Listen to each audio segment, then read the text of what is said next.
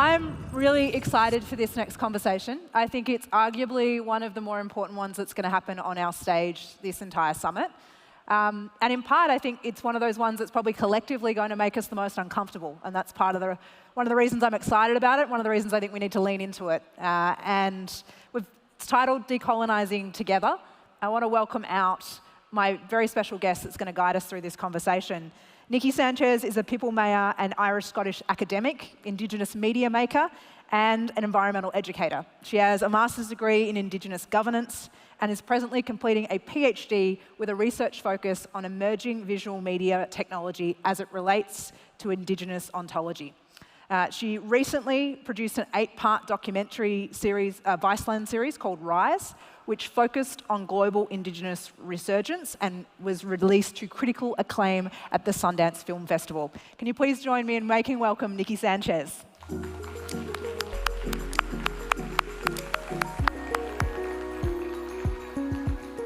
Welcome, Nikki. Thank you for being here. Thanks for having me. Hello, everyone.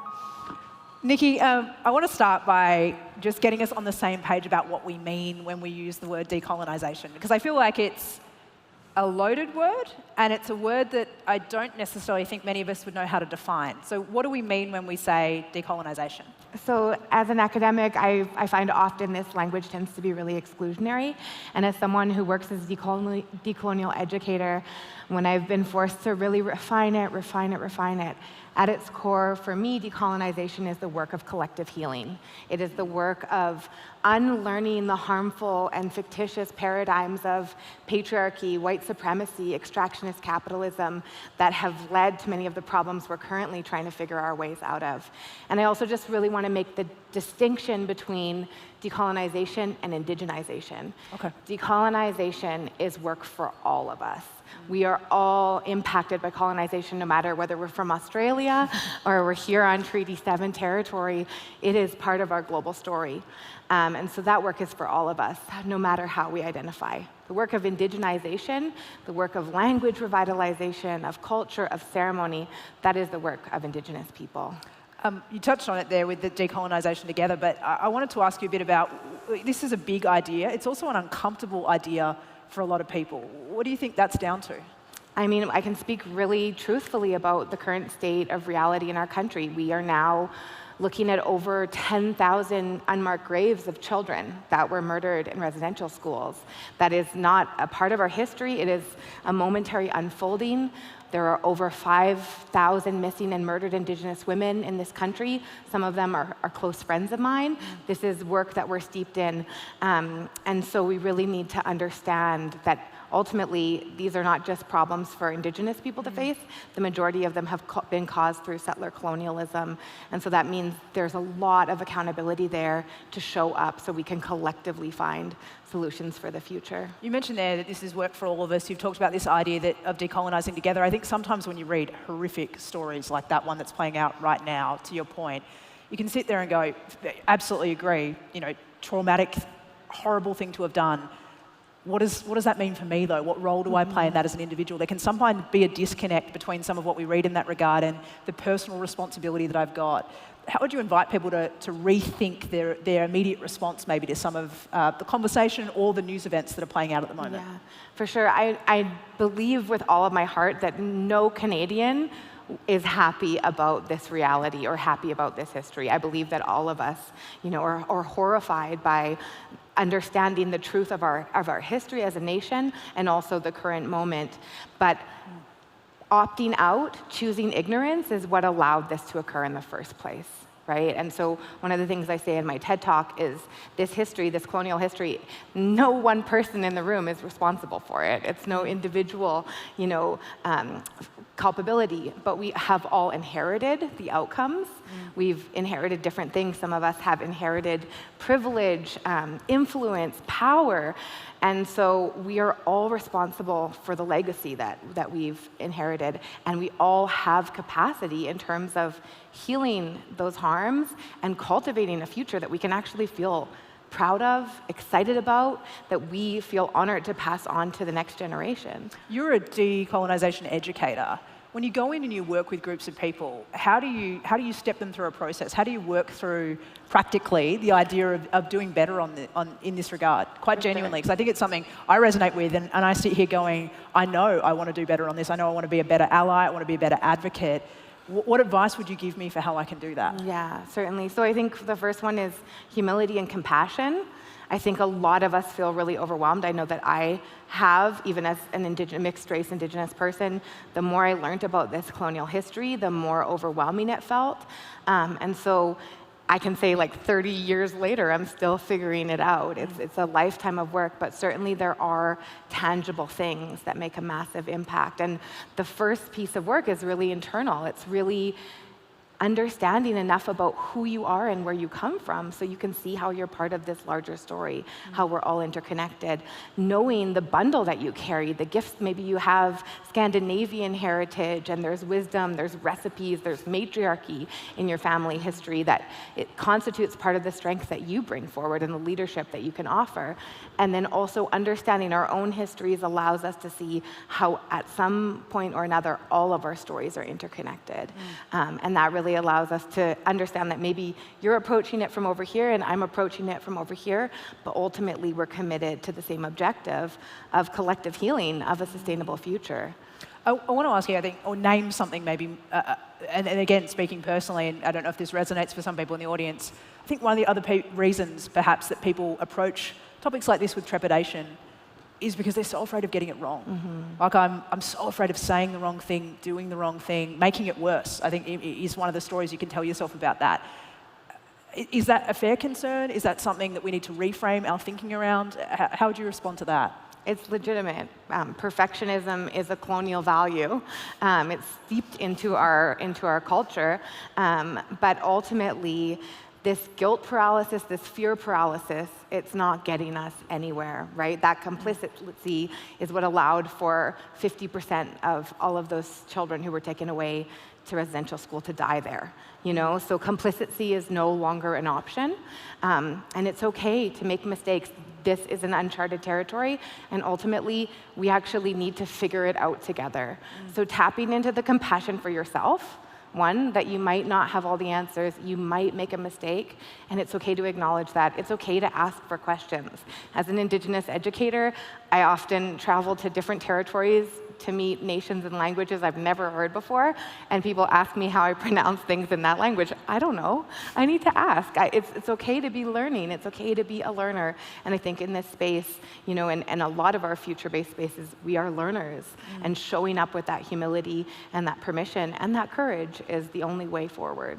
There's some really interesting parallels, I think, in what Nikki said there to the session we had with Adam Grant earlier. I wanted to, I guess, then pivot us towards the energy conversation, because we are here, obviously, at an energy summit. And I want to ask you, I guess, first, when we talk about this idea of energy transition, it's obviously the banner that we're gathering under over these 3 days. What does that mean to you as an Indigenous woman? Yeah, I mean, I wish that we had gotten here not at the brink of collapse and chaos. I wish that we'd opted into these alternatives a while ago, but here we are, right? And so I still feel really excited about the potentials. The one law that we can never break is the environmental law. We can outrun it, but ultimately there are finite resources. We cannot live without water, without air, and ultimately we're going to have to face those realities. And so I'm so glad that we've come to a place where so many different genres of research and intelligence and innovation around the world are recognizing that for millennia, Indigenous people have had an acute and in-depth understanding of our ecologies in a way that's allowed us to exist in reciprocity, in abundance, you know, without extracting in a way that is writing our own death certificates. And so I think that this is a time where we need to have these critical conversations, and we don't have a lot of time to do it. And so it's going to force us to get there one way or another. You talked about Indigenous ecologies there, and I feel like I know the answer, so I don't ask this in a trite way, because I'm actually interested in your nuanced view. To what degree are we tapping into that? When you look at the Canadian landscape right now, how integrated is Indigenous thinking, Indigenous practices, Indigenous ecology into the environmental and energy conversations? Yeah, it's hugely marginalized. Let's be honest. I think there's been a lot of efforts to sprinkle a little bit of decoration. I think that there's definitely folks who've been included because they're willing to participate in a colonial paradigm. But if we're talking about meaningful paradigm shifts that actually uphold Indigenous paradigms of relationality, that's Hishikish Sawak. It's that we are all interconnected. We are all in one way or another in relationship with another. And if we were actually abiding by that, our energy sector would look like the goals that have been set for 2050. You know, we would be doing that a long time ago. And I think we're still also at a really, really exciting time in Canadian history. The reality of the truths that have come forward, of the incredible advocacy that so many Indigenous elders, educators, land-based practitioners have brought forward is finally showing that there are other ways to explore what abundance could look like, what a thriving economy could look like outside of an extractivism that really only benefits a very small portion of our population. I wanted to ask you there, you mentioned sprinkled a bit of decoration. You said, that people, some who've participated have maybe participated in a colonial paradigm. What does doing participation more meaningfully than that look like? Can you give us any examples or case studies of community organizations, companies that are doing it well? Certainly, yeah. There's some incredible Indigenous-led protected areas, Hawkman Tribal Park in Clayoquot Sound on the west coast, Deseco Tribal Park. Those are places where Indigenous leadership, elders, knowledge keepers have gone ahead and reasserted sovereignty over their own territories and decided what is land use going to look like, what is intergenerational stewardship and knowledge transmission going to look like, how are we going to plan for a future of a thriving economy outside of capitalism that hasn't been serving us or allowing for this landscape to thrive. And so those are really, really exciting examples. There needs to be many, many more of them. And I'm seeing too, I'm someone who's worked in environmental NGOs for a long time, more and more, scientists are understanding how important that knowledge is to guide innovation into the future. And so those partnerships are being made. Because I wanted to ask you about that. One of the things you said when we spoke the other day was that the interruption of a lot of traditional practices, in your mind, certainly has really accelerated climate change. Can you just unpack that a little bit? Certainly, we're here on the prairies, and a keystone species here is the bison. One of the strategies for colonization to force people into assimilation, to force them to sign treaties, was to put a head tax on every carcass of buffalo, and that led to the near extinction of the buffalo, a slaughter of 4 million of them. And Tasha Hubbard, who's a really incredible Cree scholar, is now doing incredible Ph.D. work that showed that extermination of the buffalo here on the prairies led to massive acceleration in climate change impacts. And so if we don't understand how an ecosystem works, when we go in to interfere with it, we're really signing ourselves over to some pretty scary outcomes because we've interfered with a system that we're required to actually also be in harmony with. Absolutely. So when you look around, where do you see pockets of light? What brings you hope and optimism around a better future and a new pathway in this regard? Yeah, that is always a really easy answer for me. Biodiversity is, we are at the brink of the iceberg and understanding so much about what our ecologies can teach us about biomimicry, solutions. There's so many mysteries yet to be solved within biodiversity. But beyond that, biodiversity always brings me back to a place of wonder, and I think especially when we're in the middle of navigating through climate change impacts on the West Coast where I live. Last year we had a heat dome that killed over 600 people. It's scary, it can be overwhelming, it can feel defeating. And then I look to the orca whales and the fact that they have more gray matter in their brains than any other mammal on Earth, and the way that they've learned how to transmit distinct language from one pod to another through generation after generation. And I'm consistently filled with inspiration and re-energized. I love that. I want to use this as an opportunity for learning, as I said, and so I want to lean into, because I think it's easy to say we've got to embrace trying. It's a whole other thing for people to step in and have a go. So I want to help people get a little bit closer. If you're putting your first tentative foot in the water to doing something more meaningful or embracing an idea, Adam talked about a challenge network earlier, that you might think about diversifying the 5 people you spend the time around most professionally, your boards, your organizations, to include a more diverse presence. I want to help us try and land that first step. So if we dangle the toe in the water, we kind of land in a decent place. What is it what do you see people get wrong more often than not? What are the most common pitfalls and traps that do damage that we can all school ourselves up and be really alive to avoiding? Yeah, for sure. A really big and simple one is language, right? We all went through school at different times. We learned from different people when certain terminology was okay and others weren't. And so often just the way that I speak about resources or Aboriginal, like what certain language that I use is really loaded and is embedded with trauma for a lot of people. And so I think language is a really good place to start, whereas if you have fear that maybe this isn't the right word or you might be saying it wrong, to acknowledge that and ask, you know, I really want to learn more about this, but I don't know the right words. What are some good ways that I could utilize your knowledge to help me learn? And that's a really, really good place to start. And just that humility as well.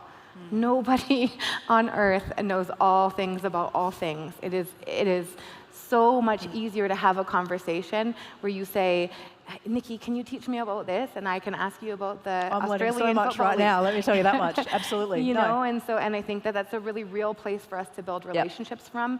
And ultimately, that the work that we need to do, we need to be doing it on equitable grounds. And if we're power hoarding or posturing as though we know things that we don't, it's not a great place to start. It's the second time in 2 hours we've heard about the importance of humility and humble leadership. Adam was talking about it earlier. Nikki, you're talking about it now.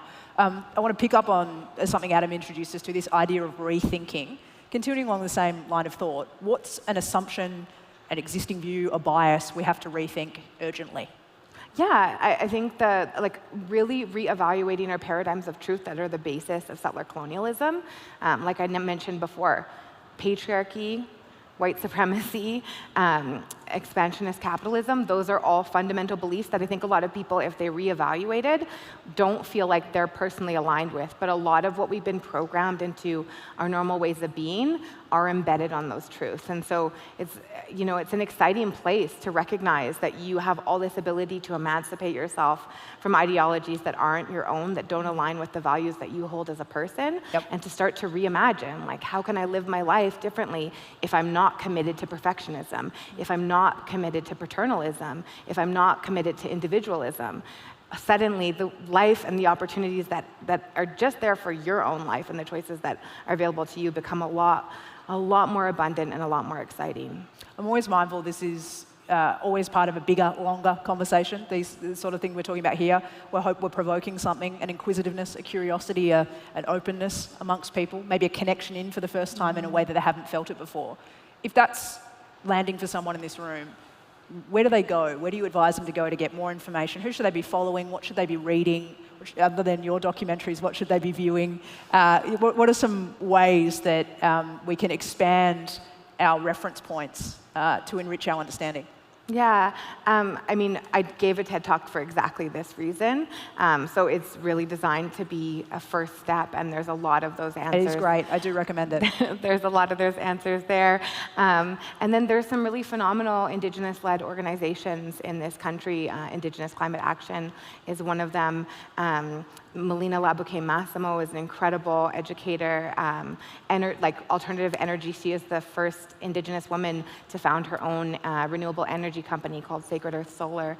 And honestly, if you just, follow the thread of the TED Talk, follow Indigenous Climate Action and Melina Labuke-Massimo, Sacred Earth Solar, it will lead you down a pretty exciting rabbit hole. Awesome. Appreciate those recommendations. I know you were excited to be a part of this conversation, but you also thought it was really important we were having this conversation at this moment in time. Can you speak a little bit to why now matters so much to you? For sure. So it's Wednesday today. On Monday, at just a moment's notice, the national government declared Monday a national holiday to grieve the Queen. Millions of dollars have been spent in Canada on behalf of her remembrance and much more around the world. And simultaneously, we have this incredible and painful uncovering of mass graves that has not been resolved. A lot of Indigenous nations are still having to fund that themselves. We have over 100 First Nations across Canada who don't have access to clean drinking water.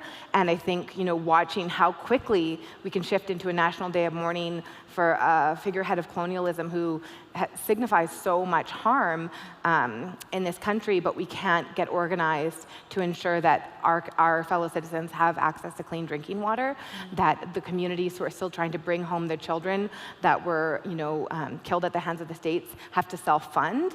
That reveals to us there's still so much work to be done. And I think we're kind of seeing this, as much as we feel maybe as a Commonwealth country, far away from the classic era of the British monarchy, we can see, in fact, that a lot of the echelons of power are still very much tied to that rhetoric. And I think that's a really exciting time for us to reevaluate as Canadians where we want to put our energy, our resources, and our reverence towards. It's a great point in terms of just the contemporary here and now, the challenge and the reality of the cultural clash in so many ways of what's going on. How do we go to work at that? What's your advice? We've seen this play out on Monday. It's Wednesday now. Thursday, Friday, tomorrow, the next couple of days. What do you want? What meaning do you want people to make of that? In observing what's happened, what questions or conversations do you hope it sparks? Yeah, for sure. I would just want to name the 3 realms where you can always pick up this work. The first is at the individual level, having these, doing this work with yourself, kind of clearing out the pieces of, do you know whose land you live on? What happened to them in order for you to occupy that territory? Do you know where your ancestors came from and why they first came to Canada as settlers? The other piece is collective, whether that's within your family or your community, having those conversations, making sure that people have enough information so that they're not recreating forms of systemic racism, forms of extractionism and oppression. And then the other is in your public and your powerful realms, right? What are you brilliant at? Where are your gifts? Where are your privileges? How can you activate those things to be aligned with the values that you hold and the responsibility that you carry to be committed to this greater work of collective healing, which is also known as decolonization? I really like how practical those kind of areas you divided us into, or suggested we could turn our minds to, were there. The other thing that just struck me when you were providing that answer is maybe one of the other reasons we struggle to see people leaning into some of this. There's a whole range of emotions that come with this, right? But one I just thought of when you were talking then was guilt, and how much of a blocker that is sometimes to being able to lean in. How would you encourage people who feel guilty, who feel a sense of almost, I want to push this under the rug and not have to think about it, deal with it, kind of, for whatever reason we can rationalize and tell ourselves? How do we wrestle with that? Yeah, I think evaluating your guilt is really important. You can be guilty for something you're actively doing. You can't be guilty for something that happened in the past that you didn't participate in, right? You can acknowledge sorrowfulness, regretfulness, but ultimately, guilt is about your own actions. You can be guilty for your inaction. And if that's something that you're carrying around, then you have the tools to intervene, right? And begin to act. Find those points of action individually, collectively, or publicly in your points of power so that you don't have to carry that guilt. Guilt can be It can be a motivator too, Yeah, but when we find ourselves in guilt paralysis, that's not what the world needs from us. That's not what is a catalyst for change. And so we need to dig down a little bit and find our grit to move through that and have that be something that can cultivate alternative choices, an alternative way of being that allows us to actually be proud, recognize maybe there were some points of ignorance or points of complicity in the past, but you can turn that around and you can actually build a life, build a legacy, build a community that you feel really proud of. Julian Tett yesterday talked about these challenges that, what's hiding in plain sight, and this idea that there are a whole bunch of things that we could have seen coming that we didn't, 10 years out. And that came through really strongly, I think, from Olivia and Simon and our panelists this morning around just 10 years from now where we might be able to be. And they were talking about some of the challenges and how we head them off at the pass. I guess more positively, I'd love to ask you where you hope we are in 10 years' time, and what's it going to take to get there? Yeah, I have to be honest, I look back 10 years from now in the past, and where we've come in 10 years is absolutely phenomenal. The television series that I was a part of, it was one of the first series that was actually created by Indigenous media makers and storytellers Now there's so many I can't even keep up with them. You know, a territory acknowledgement 10 years ago was a radical thing. Now it's ubiquitous. You know, our youth, our languages, our ceremonies, so many things have proliferated in such an incredible way. And I feel profoundly inspired by that and incredibly optimistic, because often these things are exponential, right? So a ripple begets more ripples, and all of a sudden we have these incredible waves of change. And I think that we're in the midst of that right now, not just specific to this conversation, but on so many of the platforms and paradigms that we live within.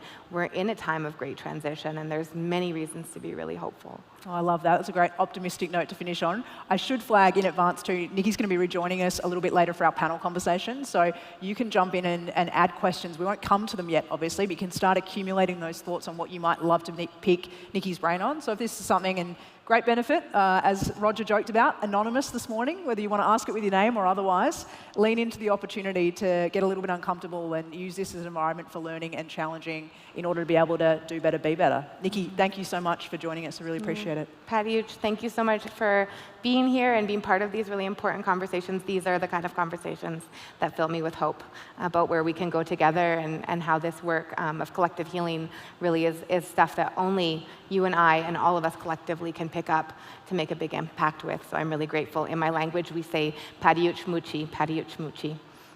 Thank you so much. Thank you, Nikki.